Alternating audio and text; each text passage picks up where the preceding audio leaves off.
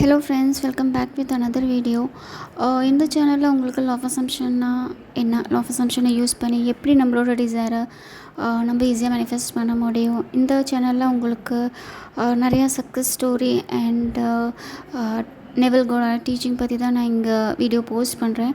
So நீங்கள் இந்த டாப்பிக்கில் இன்ட்ரெஸ்டடாக இருக்கீங்க அப்படின்னா இந்த சேனலை சப்ஸ்கிரைப் பண்ணிக்கோங்க. ஸோ இன்றைக்கி வீடியோவில் நம்ம லிஸ்ட் மெத்தட் என்ன அப்படின்னு தான் பார்க்க போகிறோம். ஸோ உங்களது நிறைய பேர்த்துக்கு வந்து லிஸ்ட் மெத்தட் பற்றி தெரியும், ஆல்ரெடி கேள்விப்பட்டிருப்பீங்க இல்லையா?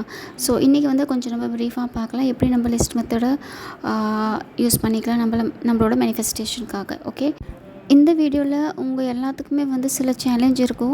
ஸோ இது வந்து நீங்கள் இந்த இயர் எண்டு வரைக்கும் ஃபாலோ பண்ணுற மாதிரி இருக்கும்.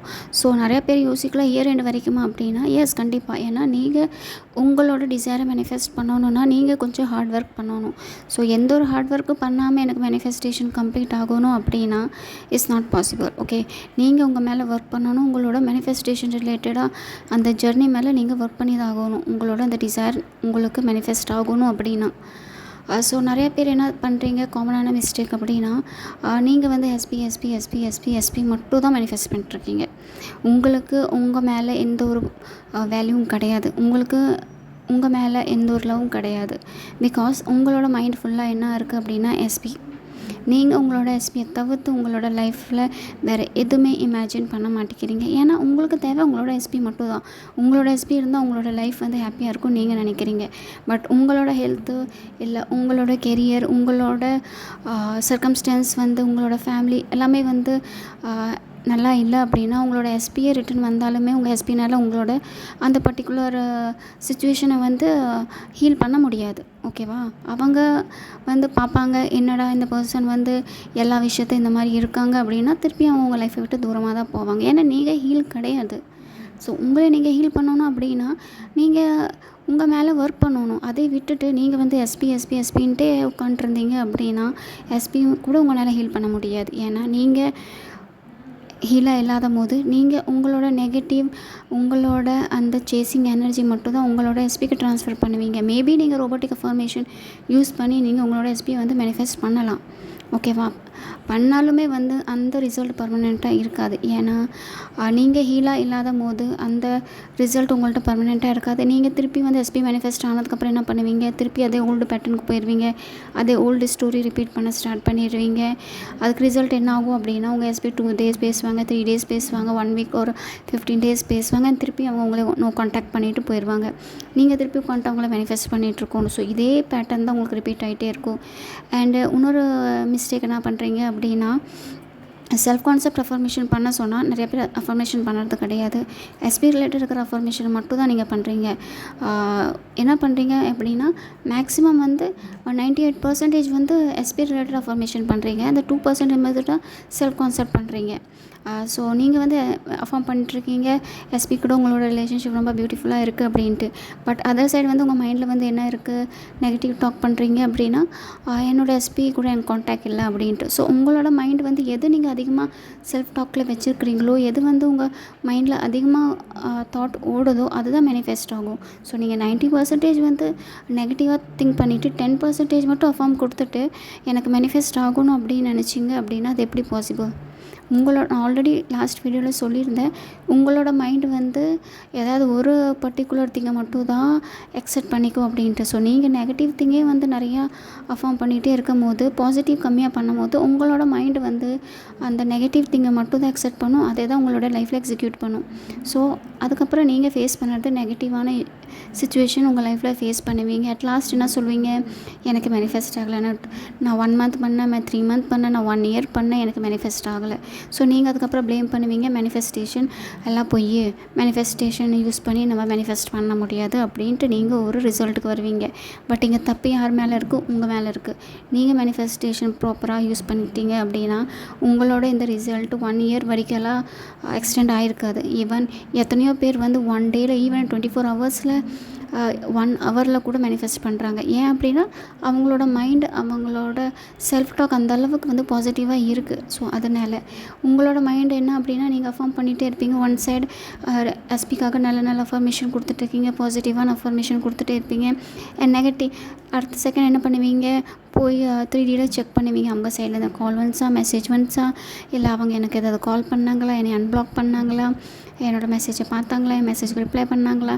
இது பண்ணிகிட்ருக்கும்போது என்னாகும் அப்படின்னா, நீங்கள் வந்து உங்களோட பிரெயினுக்கு வந்து சிக்னல் கொடுக்குறீங்க, இதுதான் உண்மை, அவங்க என்னை உன்னையும் வந்து என் கூட கான்டாக்டில் இல்லை அப்படின்ட்டு. ஸோ அந்த பர்சன் உன்னையும் உங்களை விட்டு தூரம் தான் போவாங்க.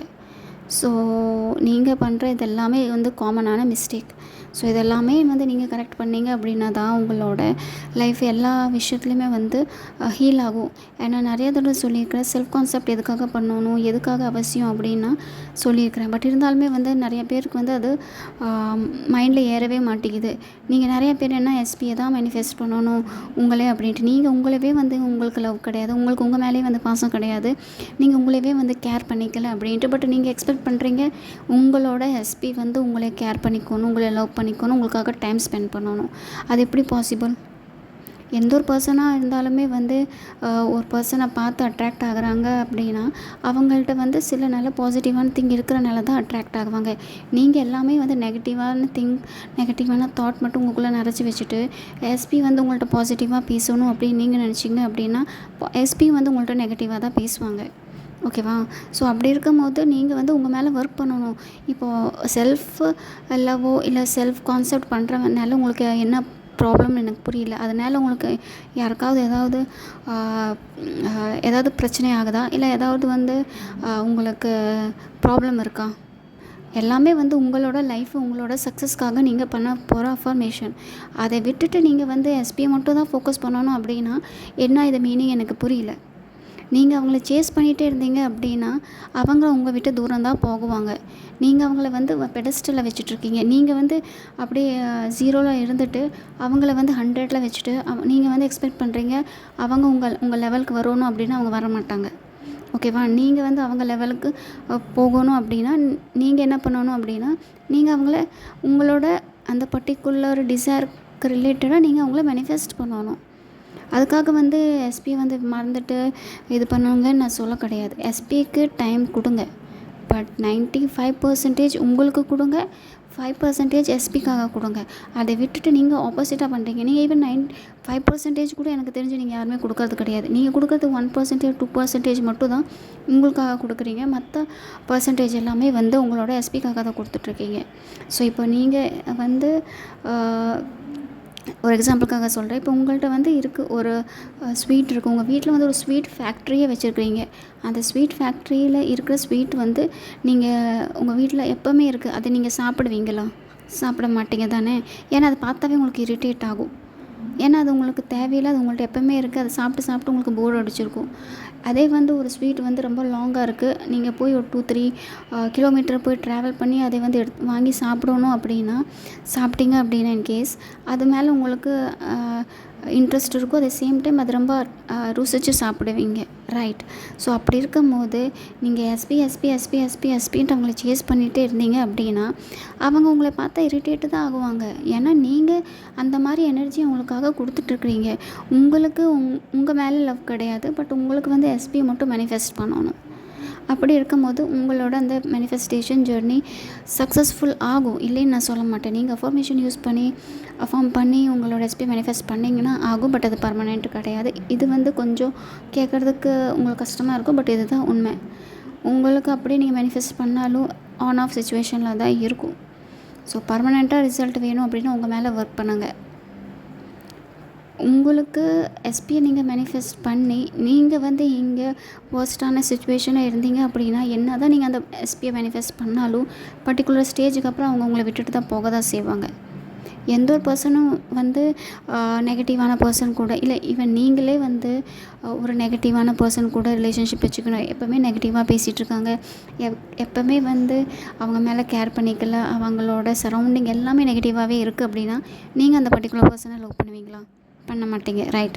ஸோ அப்படி இருக்கும்போது நீங்கள் எப்படி எக்ஸ்பெக்ட் பண்ணுறீங்க நீங்கள் மேனிஃபெஸ்ட் பண்ணுற அந்த பர்சன் வந்து உங்களை பார்த்து அட்ராக்ட் ஆகணும், உங்கள்கிட்ட வந்து பேசணும், உங்கள்கிட்ட டைம் ஸ்பெண்ட் பண்ணணும் அப்படின்ட்டு?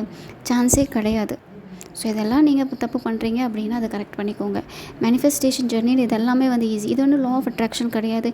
இந்த இந்த டெக்னிக்கை பண்ணுங்கள், அந்த டெக்னிக்கை பண்ணுங்கள். இருக்கிறதுலே ரொம்ப ஈஸியான ஈஸியான மெத்தட்ஸ் தான் வந்து லா ஆஃப் அசம்ப்ஷன். இதுவே உங்களால் ஃபாலோ பண்ண முடியல அப்படிங்கும்போது நீங்கள் என்ன யூஸ் பண்ணி நீங்கள் ஃபாலோ பண்ணலான்ட்டு இருக்கிறீங்க? நிறைய பேர் வந்து செல்ஃப் டாக் மட்டும் தான் நிறைய பேர் வந்து எங்கிட்ட நெகட்டிவ் டாக்ஸ் மட்டும் தான் பண்ணுறீங்க. ஓல்டு ஸ்டோரி மட்டும் தான் ரிப்பீட் பண்ணிக்கிட்டே இருக்கிறீங்க. நீங்கள் உங்களோட ஓல்டு ஸ்டோரி மற்றவங்கள்ட்ட ஷேர் பண்ணும்போது என்ன ஆகும் அப்படின்னா, நீங்கள் உங்களோட அந்த பர்டிகுலர் சுச்சுவேஷன் மற்றவங்கள்ட்ட ட்ரான்ஸ்ஃபர் பண்ணுறீங்கன்னு அர்த்தம். உங்களோட அந்த பர்டிகுலர் சுச்சுவேஷன் நீங்கள் ஃபேஸ் பண்ணிகிட்ருக்க அந்த பர்டிகுலர் வலி வந்து நீங்கள் மற்றவங்க கூட ட்ரான்ஸ்ஃபர் பண்ணிட்டுருக்கீங்க. ஸோ அட் ஸ்டேஜ் என்ன ஆகும் அப்படின்னா, ஒரு பர்டிகுலர் ஸ்டேஜுக்கு அப்புறம் அந்த பர்சனும் உங்களை மாதிரி நோ கான்டாக்டில் வருவாங்க அவங்களோட எஸ்பி கூட. இன்கேஸ் அவங்க வந்து ரிலேஷன்ஷிப்பில் இருந்தாங்க அப்படின்னா. ஸோ அதுக்காக தான் சொல்கிறது, உங்களோட அந்த நெகட்டிவ் டாக்ஸோ நெகட்டிவ் ஸ்டோரி மற்றவங்க கூட ஷேர் பண்ணாதீங்க. அதே மாதிரி நெகட்டிவான ரீல்ஸோ இல்லை நெகட்டிவான எந்த ஒரு மூவிஸோலோ பார்க்காதீங்க. நீங்கள் மேனிஃபெஸ்ட் பண்ணுறீங்க அப்படின்னா அதுவே உங்கள் மைண்டில் வந்து சீக்கிரமாக வந்து ஸ்டோர் ஆயிரும். நெகட்டிவான திங்ஸ் தான் நம்ம ஹியூமன் பீயிங்ஸ்க்காக மைண்டில் சீக்கிரமாக நம்ம அட்ராக்ட் பண்ணுறோம். ஸோ அப்படி இருக்கும்போது நீங்கள் உங்களோட செல்ஃப் டாக் பண்ணி மற்றவங்களையும் சேர்த்து உங்களை மாதிரி சுச்சுவேஷனில் கொண்டு வந்து நிறுத்துறதுக்காக தான் நீங்கள் பேசுகிறீங்கன்னு அர்த்தம். ஓகேவா? ஸோ நீங்கள் அது மாதிரியெல்லாம் பேசவே கூடாது. ஈவன் இது வரைக்கும் நீங்கள் லா ஆஃப் அசம்ப்ஷன் பற்றி தெரியாமல் இருந்துச்சு, உங்களோட தாட் வந்து ட்ரான்ஸ்மிட் ஆகுது அப்படின்னு தெரியாமல் இருக்கிற வரைக்கும் ஓகேவா? இப்போ தெரியும் உங்களுக்கு. ஸோ அதனால் உங்களோட தாட்டை வந்து நீங்கள் அனலைஸ் பண்ணுங்கள். உங்களோட அந்த நெகட்டிவ் டாக் வந்து மற்றவங்க கூட ஷேர் பண்ணுறதோ இல்லை டிஸ்கஸ் பண்ணுறதோ இதெல்லாமே ஸ்டாப் பண்ணுங்கள். நீங்கள் ஃபேஸ் பண்ணுறது மற்றவங்க கூட இல்லை மற்றவங்க லைஃப்லேயும் இதே வந்து அவங்க ஃபேஸ் கூடாது அப்படின்னு நினச்சிங்க அப்படின்னா இதெல்லாமே கொஞ்சம் அவாய்ட் பண்ணுங்கள். நீங்கள் பண்ண வேண்டியது அஃபர்மேஷனை மட்டும் தான் ஃபோக்கஸ் பண்ணி உங்களுக்கு கொடுக்குற அந்த பர்டிகுலர் டாஸ்க்கை வந்து நீங்கள் கம்ப்ளீட் பண்ணுற மாதிரி தான் இருக்குது. இது பெருசாக எதுவும் கிடையாது. நீங்கள் வந்து இந்த மாதிரி ஃபாலோ பண்ணுங்கள், அப்படி ஃபாலோ பண்ணுங்கள் அப்படின்ட்டு இது ஈஸி தான். நீங்கள் இதுக்காக தனியாக டைம் ஸ்பெண்ட் பண்ண போகிறது கிடையாது. அஃபர்மேஷன் நீங்கள் ஃப்ரீயாக இருக்கும்போது பண்ண வேண்டியது தான். இதுக்காக நீங்கள் எதாவது அடிஷ்னலாக டைம் எடுத்து நீங்கள் அஃபர்மேஷன் பண்ணுறீங்களா? இல்லை தானே? ஸோ அப்படி இருக்கும்போது அஃபர்மேஷன் பண்ணுறது என்ன பிரச்சனை? உங்களுக்கு வந்து பாசிட்டிவான விஷயம் வந்து அக்செப்ட் பண்ணிக்கிறது ப்ராப்ளம் இருக்கா? அப்படி இருக்குது அப்படின்னா நீங்கள் செல்ஃப் கான்செப்ட் மேலே ஒர்க் பண்ணுங்கள். ஏன்னா செல்ஃப் கான்செப்ட் உங்களுக்கு ஸ்ட்ராங் ஆச்சு அப்படின்னா நீங்கள் பண்ணுற ஒவ்வொரு அஃபர்மேஷனும் நீங்கள் வந்து பிலீவ் பண்ண ஸ்டார்ட் பண்ணிடுவீங்க.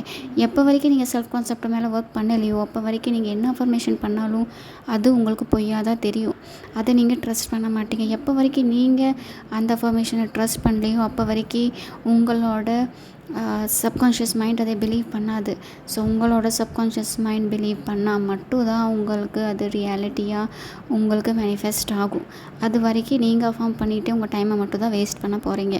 ஸோ நீங்கள் டிசைட் பண்ணிக்கோங்க, உங்கள் டைமை நீங்கள் எப்படி யூட்டிலைஸ் பண்ணிக்கணுன்ட்டு. வேஸ்ட் பண்ணுற மாதிரி இருக்கிறீங்களா இல்லை அதை யூட்டிலைஸ் பண்ணிக்கிற மாதிரி இருக்கிறீங்களா அப்படின்ட்டு. வருஷ கணக்கு மேனிஃபெஸ்ட் பண்ணணும்னு நினைக்கிறீங்களா இல்லை சீக்கிரமாக மேனிஃபெஸ்ட் பண்ணணும்னு நினைக்கிறீங்களா? அது எல்லாமே உங்கள் கையில் தான் இருக்குது. ஸோ நீங்கள் என்னெல்லாம் காமன் மிஸ்டேக் பண்ணுறீங்க எல்லாமே நான் சொல்லிட்டேன். ஸோ இனிமேல் ஃபாலோ பண்ணுறது உங்கள் கையில் தான் இருக்குது. என்னால் ஜஸ்ட் கைட் மட்டும் தான் பண்ண முடியும். ஃபாலோ பண்ணுறது நீங்கள் மட்டும் தான். இதை நான் நிறையா வீடியோலேயே சொல்லியிருக்கேன். பட் ஸ்டில் நீங்கள் எல்லாருமே வந்து சேம் மிஸ்டேக் மட்டும் தான் பண்ணிகிட்ருக்கீங்க.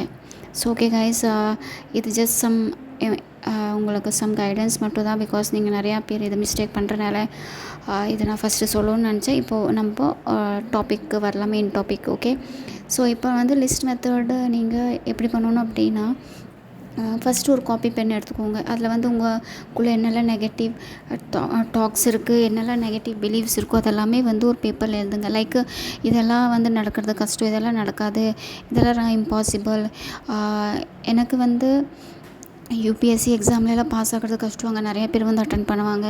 ஸோ அதனால் அத்தனை பேர்த்தில் நான் வந்து செலக்ட் ஆகுவேன், நான் பாஸ் ஆகுவேன், அதெல்லாம் ரொம்ப கஷ்டம். ஜாப் இன்டர்வியூக்கு போனால் அங்கே நிறைய பேர் ஜாப்க்காக வருவாங்க, நான் செலக்ட் ஆகுவேன்னா, இந்த மாதிரி நம்மளோட திங்கிங் தான் வந்து நம்மளோட நெகட்டிவ் பிலீஃப்ஸ். ஸோ இதெல்லாமே வந்து உங்களுக்கு எந்தெந்த ஏரியாவில் உங்கள் லைஃப்பில் இருக்கிற எல்லா ஏரியாவில் என்னென்ன நெகட்டிவ் பிலீவ்ஸ் இருக்கோ அது எல்லாமே வந்து ஒரு பேப்பரில் எழுதிக்கோங்க. எழுதிட்டு அதையே கிழித்து வீசிடுங்க. ஓகே, ஸோ இப்போ அடுத்தது நீங்கள் என்ன பண்ணணும் அப்படின்னா, உங்களோட அந்த நெகட்டிவ் டாக்ஸு எல்லாமே வந்து நீங்கள் இப்போ பேப்பரில் எழுதி கிளியர் பண்ணிட்டீங்க. ஓகேவா?